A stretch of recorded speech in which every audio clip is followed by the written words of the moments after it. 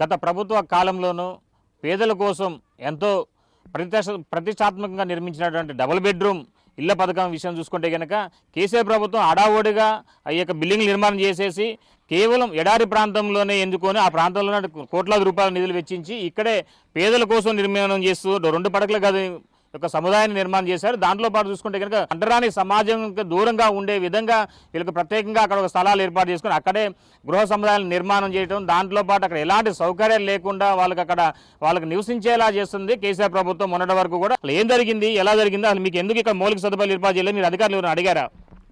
అడిగినామండి. గత 5 నెలల క్రితం ఈ దంసలాపురం ఏరియాలో ఉన్నటువంటి వాళ్ళకి, ముస్తాఫనగర్ ఏరియాలో ఉన్నటువంటి వాళ్ళకి మొత్తానికి కలిపి లాటరీ ద్వారా ఎంపిక చేశారు.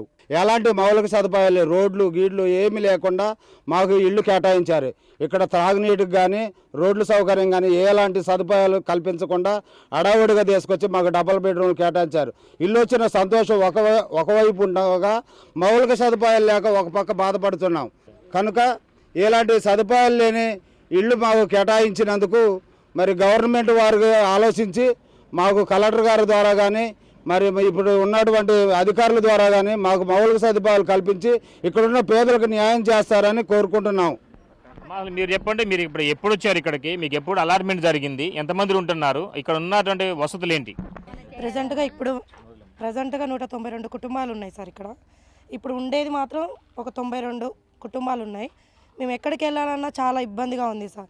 అది కూడా వర్షం పడ్డప్పుడు ఎంత ఇబ్బంది పడుతున్నామంటే 6 అయితే ఆటోలు కూడా రానంటున్నారు సార్. ఇటువైపు ఆ గేట్ వచ్చేసి ఒక 4 ట్రైన్లు వెళ్ళిన దాకా కూడా తీసే ప్రసక్తి లేదు సార్. చాలా ఇబ్బంది పడుతున్నాం, మాకు న్యాయం చేయాలి. అందుట్లో ఒకటి మాకు వాటర్ కూడా లేవు సార్, తాగడానికి కూడా నీళ్ళు లేవు. మీరు ఇక్కడ మీకు ఎప్పుడు అలాట్మెంట్ జరిగింది? ఇక్కడ మీకు అలాట్మెంట్ ఎప్పుడు ఇచ్చారు ప్రభుత్వం? మీరు ఎప్పుడు ఇక్కడ గృహప్రవేశం చేశారమ్మా?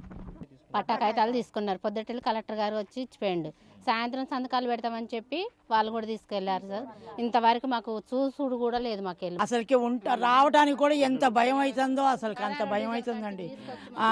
ఇప్పుడు మేము ఇంతవరకు రాలేదు అసలు, భయపడి కూడా ఎన్నిసార్లు నుంచి వస్తున్నా చూస్తున్నా. రోడ్డు లేదు, 10 రూపాయలు ఇచ్చి ఎక్కువ ఇచ్చైనా కూడా వస్తానికి రోడ్డు లేదు, ఎవరు రారు.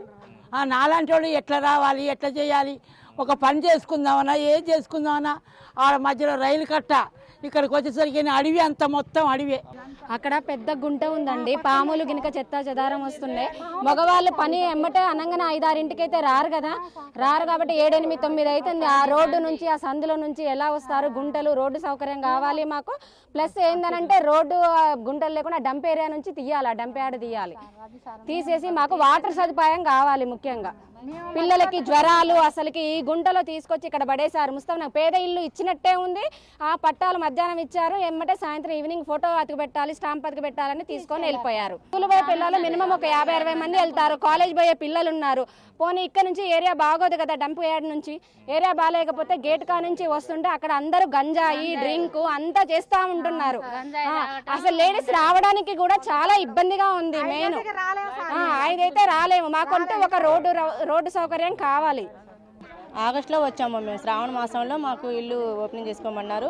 వర్క్ చేసుకున్నాము, వచ్చాము కానీ మాకు అసలు రోడ్డు సౌకర్యంగా లేదండి. మెయిన్ పిల్లగాళ్ళు ఎవరైనా వద్దామన్నా ఆడ తాక్కుంటూ కూర్చుంటున్నారు. మా బాబు 10-10:30కి అట్లా వస్తాడు, మరి వాళ్ళు తాక్కుంటూ ఆడు కూర్చుంటున్నారు. ఏం చేస్తారో తెలియదు. అట్నుంచి రాకుండా, రావణపేట నుంచి రాకుండా డంపింగ్ యార్డ్ నుంచి వస్తాడు. డంపింగ్ యార్డ్ నుంచి వస్తుంటే పాములు అవన్నీ కనపడుతున్నాయి అంట. మొత్తం చీకటి, లైట్లు లేవు, ఏమీ లేవు. ఎలా వస్తాడు? మీరే ముస్తానా నుంచి వచ్చారని చెప్పంటున్నారు. అసలు మీకు వచ్చి ఎన్ని నెలలు అవుతుంది ఇక్కడికి? ఇక్కడికి వచ్చి మూడు నెలలు అవుతుంది వచ్చి. ఇక్కడ డంపింగ్ యార్డ్ నుంచి చెత్త అయితే ఫుల్ వస్తుంది, స్మెల్ వస్తుంది. ఇక్కడ చిన్నపిల్లలు జ్వరాలు వస్తున్నాయి. మళ్ళీ ఇక్కడ గేట్ దగ్గర గంజాయి తాగేటోళ్ళు, మరి మందు తాగేటోళ్ళు చాలా మంది ఉన్నారు. ఇక్కడ రావాలంటే భయం వేస్తుంది. పొద్దున వస్తున్నాం, నైట్ లేడీస్ అయితే రాలేకపోతారు అసలు. మా అన్నయ్య గారు కూడా ఇట్లా హాస్టల్కి వచ్చి కింద పడిపోయింది, తీసుకెళ్ళామంటే హాస్పిటల్గా మధ్యలో చనిపోయింది ఆయన. రోడ్లు లేవు, అసలు ఏం లేవు. ఆ గేట్ వేసి ఉంది. పక్కనే డంపింగ్ యార్డ్ సుమారు ఇక్కడ వీళ్ళకి చూసుకుంటే సుమారు కేవలం ఒక 500 మీటర్ల దూరంలోని డంపింగ్ యార్డ్ ఉంది. మరో ఒక 1/2 కిలోమీటర్ పోయి ఇక్కడ మల్లెంబడుగు దగ్గర ఉన్న రైల్వే ట్రాక్ ఉంది.